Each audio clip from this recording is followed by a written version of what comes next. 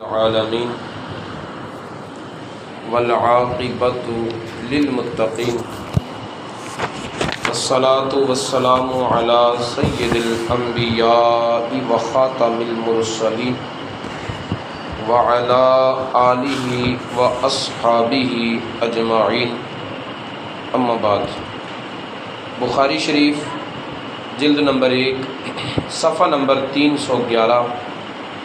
کتاب الوکالت کے بعد امام بخاری نے کتاب المزارعت کا آغاز کیا ہے۔ مزارعت کا معنی ہے کھیتی باڑی کرنا، کاشتکاری کرنا، اور اس کتاب میں جو سب سے پہلا باب باندھا ہے وہ ہے باب فضل الزرع والغرس، کھیتی باڑی کرنے اور درخت لگانے کی فضیلت کے بارے میں۔ اذا اکل منہ، فرمایا یہ فضیلت، یہ اجر و ثواب جو آگے ذکر ہوگا یہ اس صورت میں ہے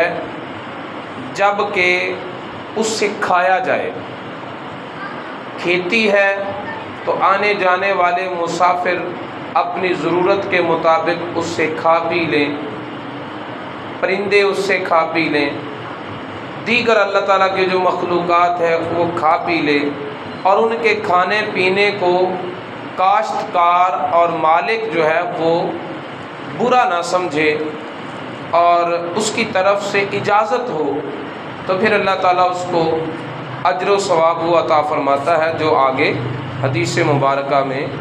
مذکور ہوگا۔ امام بخاری نے اپنے اس باب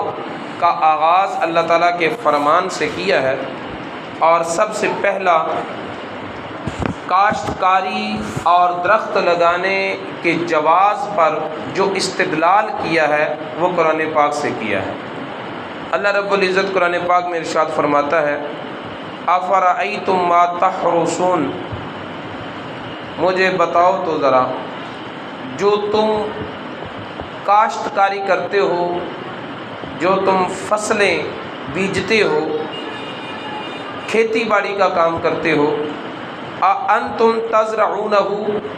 ان فصلوں کو تم اگاتے ہو، ام نحن الزارعون، یا پھر اگانے والے ہم ہیں۔ تمہاری کوشش، تمہاری کاوش صرف زمین میں ہل چلانے، پانی لگانے اور بیج بونے تک ہے۔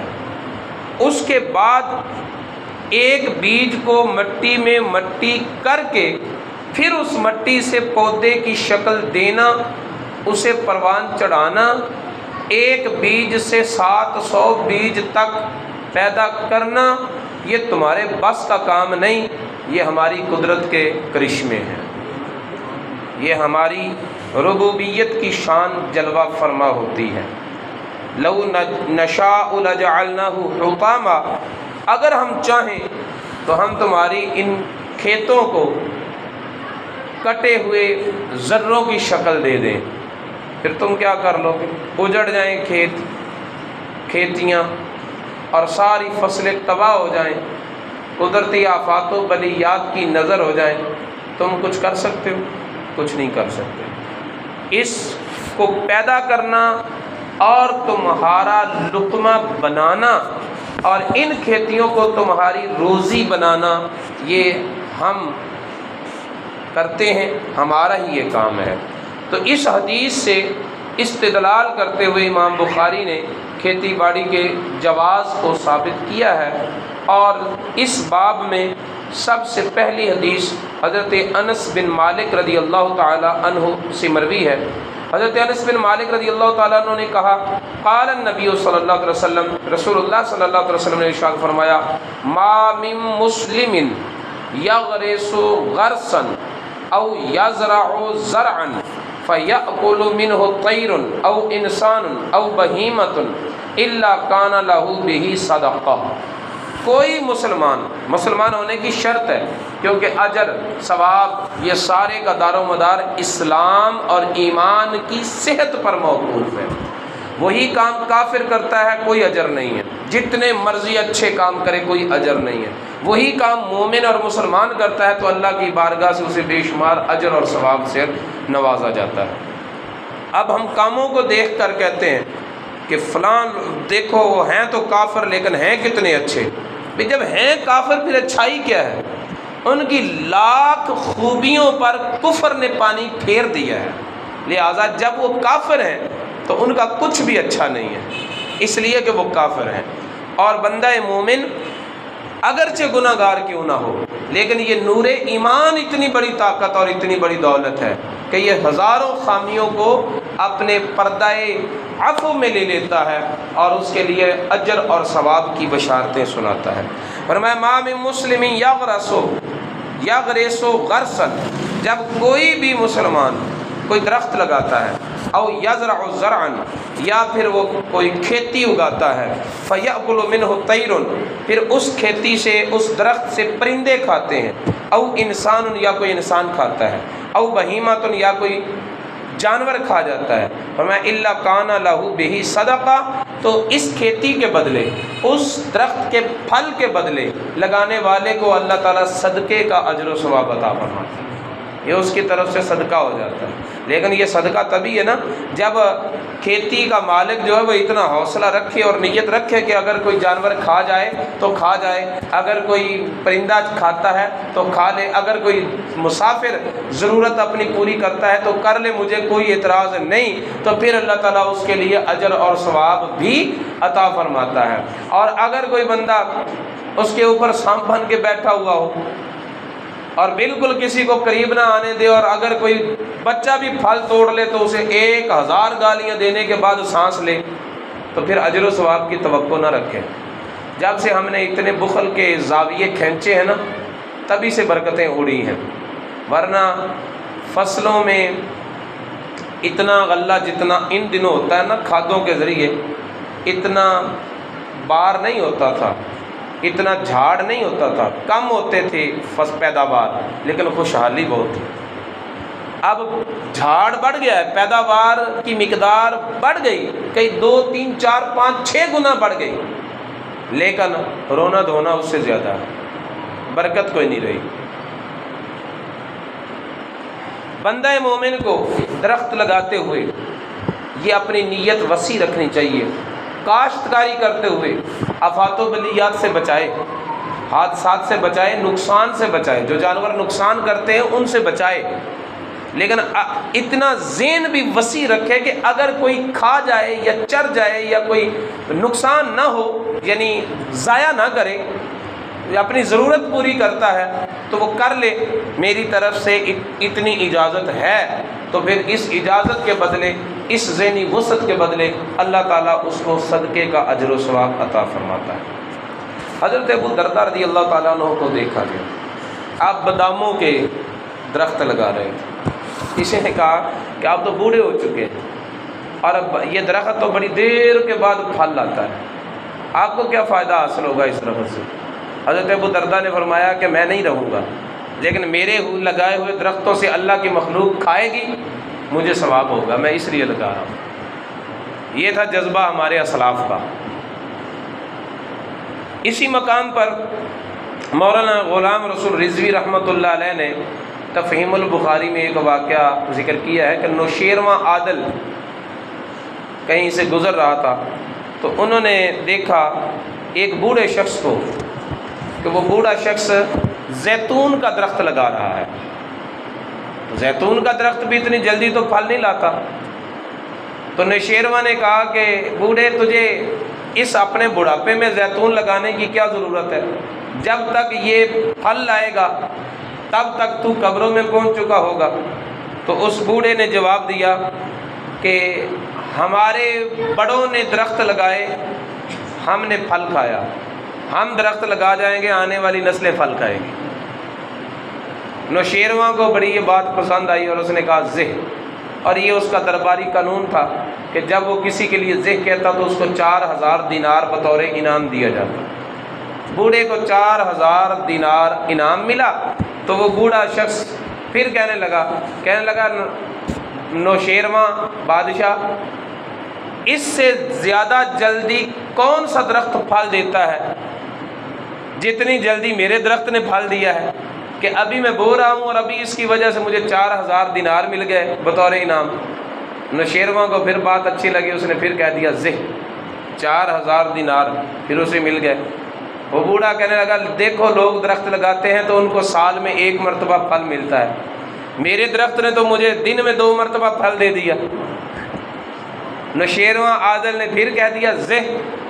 4000 دینار پھر مل گیا، اور ساتھ ہی آگے چل پڑا اور کہنے لگا اس بابے کی باتیں سنتے رہے تو ہمارا خزانہ خالی ہو جائے گا۔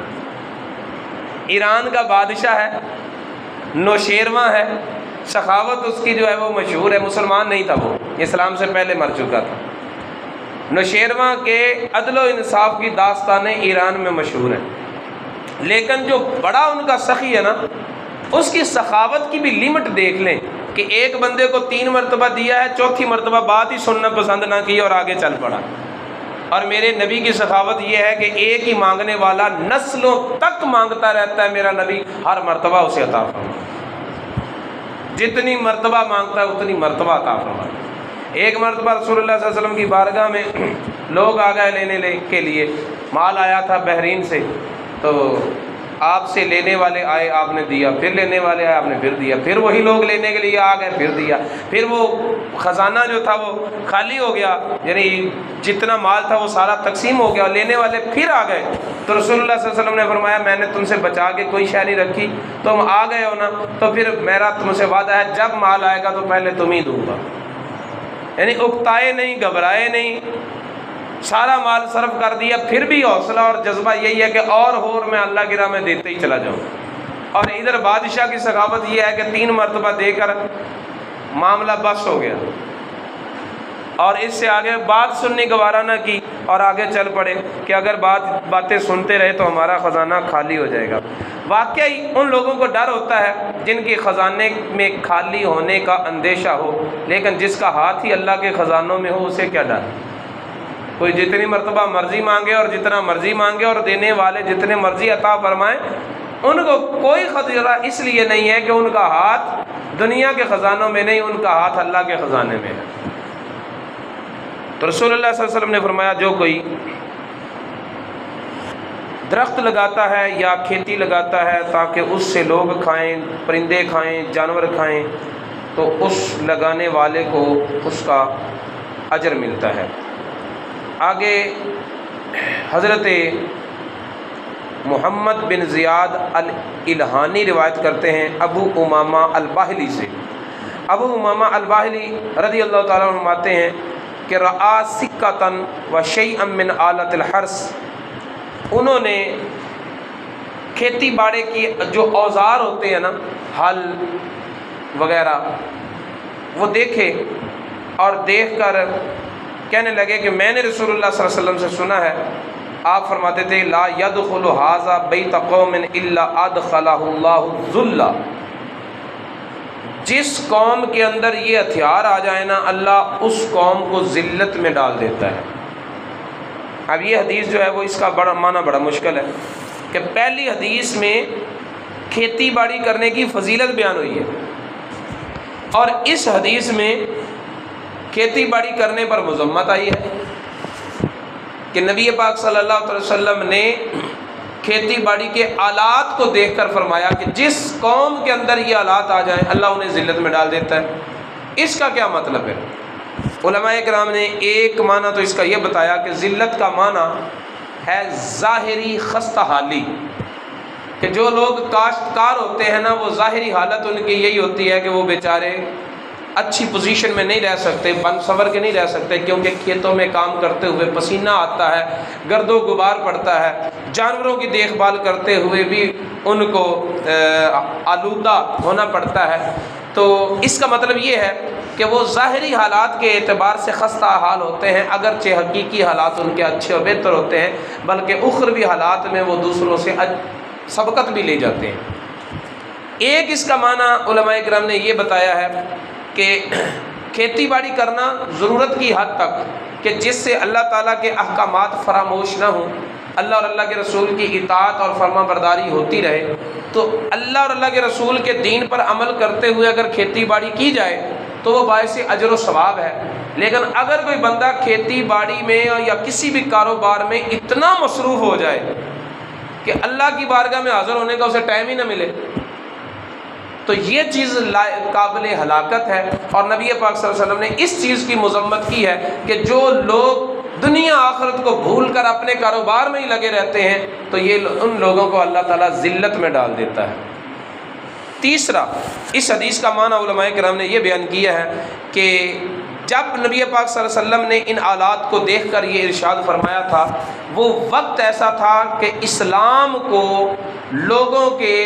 جہاد کرنے کی ضرورت تھی، کھیتی باڑی کی ضرورت نہیں تھی،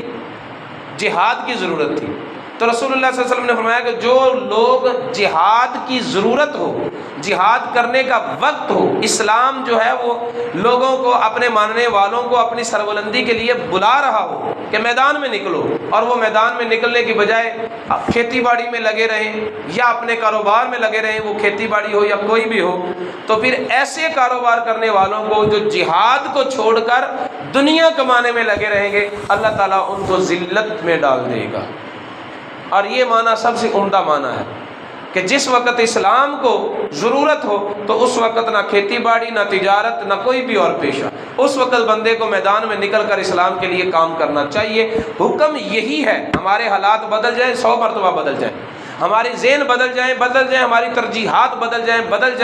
ہماری کیفیات بدل جائیں، لیکن حکم اسلام کا یہی ہے کہ جب اسلام کو ضرورت ہو، دین کو تخت پر لانے کا موقع اور مرحلہ ہو، اسلام پر دشمن غالب ہوں، تو اس وقت بندہ مومن کی ایک ہی ذمہ داری ہے کہ وہ میدان میں نکلے اور اسلام کی سربلندی کے لیے کام کرے۔ اور اگر کوئی اسلام کی سربلندی کے لیے کام کرنا چھوڑے، جہاد کو ترک کرے اور اپنے کاروبار اور دنیا کمانے میں لگا رہے، تو پھر اس شخص کے لیے یہ حدیث مبارکہ ہے کہ رسول اللہ صلی اللہ علیہ وسلم نے فرمایا ادخلہ اللہ ذلہ، ایسی قوم کو اللہ تعالیٰ ذلت میں ڈال دیتا ہے۔ جب تک ملت اسلامیہ نے جہاد کو ترک نہیں کیا، سپر پاور اسلام ہی تھا، اور جب عالمی سطح پر مسلمانوں نے جہاد کو ترک کر دیا تو اب کہیں مار کھاتے پھر رہے ہیں اور کبھی روتے پھر رہے ہیں۔ اللہ تعالی ہمیں نبی پاک صلی اللہ علیہ وسلم کی تعلیمات کو سیکھنے اور ان پر عمل پیرا ہونے کی توفیق عطا فرمائے۔